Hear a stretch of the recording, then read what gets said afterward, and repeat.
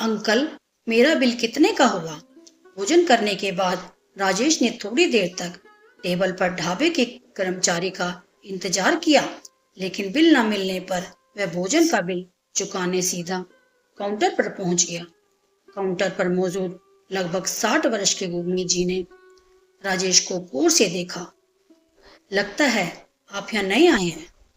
जी uncle, मैंने आज ही यहाँ इस राइस मिल में मैनेजर के पद पर ज्वाइन किया है।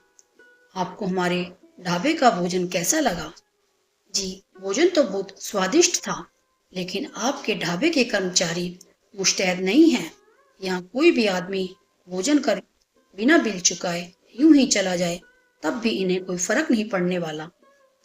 उसकी बात सुनकर गुरमीत जी मुस्कुराए, कुछ बोले नहीं, लेकिन राजेश ने अपनी बात पूरी की।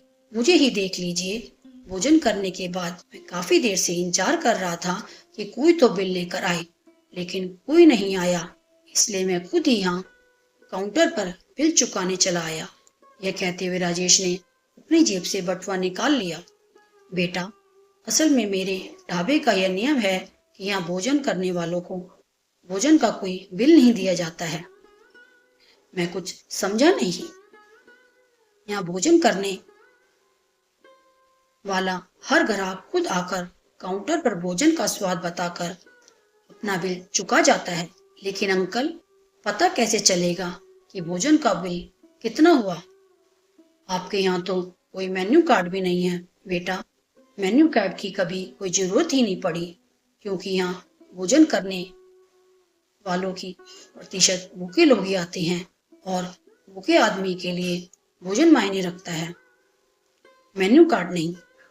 अंकल, मेरे भोजन का बिल कितना हुआ यह तो बता दीजिए। 5 रुपए। मात्र 5 रुपए? राजेश को मानो विश्वास ही नहीं हुआ। आखिर कोई इतना स्वादिष्ट भोजन भला 5 रुपए में ग्राहक को कैसे खिला सकता है? दाल, चावल, रोटी, सब्जी, पापड़, सबका मिलाकर मात्र 5 रुपए? अंकल, हाँ बेटा, यहाँ भर पेट भोजन का बिल मात्र 5 रुपए ही होता है। अंकल, एक बात पूछूं? हाँ बेटा, पूछो। इतनी महंगाई में आप इतना सस्ता ढाबा कैसे चला लेते हैं? ऊपर वाले की कृपा है बेटा। जो जीवन भर कमाया है वह सब यहीं छोड़कर जाना है, फिर क्या सस्ता क्या महंगा। यह कहते हुए गुरमीत जी ढाबे पर भोजन करने के बाद काउंटर पर अपना बिल चुकाने आए एक मजदूर से बातें करने लगे। राजेश मन ही मन कुछ सोचने लगा, और उस मजदूर के वहां से जाते ही राजेश ने गुरमीत जी से एक और सवाल पूछ लिया। अंकल, इतना सस्ता भोजन खिलाने के पीछे कुछ तो वजह रही होगी। हाँ बेटा, वजह तो है, बताइए ना अंकल। राजेश जिद कर बैठा तो गुरमीत जी ने उसे उस राइस मिल के सामने खड़े ट्रक पर धूप में चावल की बोरियां लादते मजदूरों की ओर इशारा किया। बेटा, ये मजदूर जितनी भारी अनाज की बोरी अपनी पीठ पर उठा लेते हैं ना, उनकी दिन भर की कमाई इतनी नहीं होती कि वह बोरी हर अनाज खरीद कर अपने घर ले जा सके।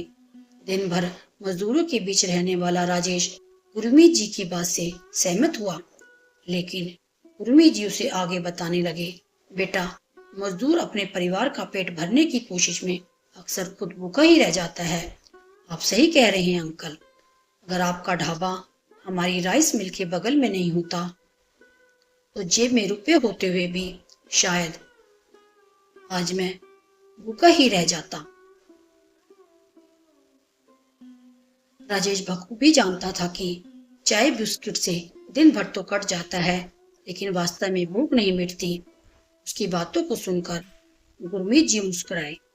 मेरे पिताजी मुझसे हमेशा एक बात कहते थे कि जो लोग अपने दिन भर की कमाई से कई बोरी अनाज खरीद सकते हैं, उन्हें आगे बढ़कर किसी गरीब को मदद जरूर करनी चाहिए। आपके पिताजी की बात से मैं भी सहमत हूँ अंकल।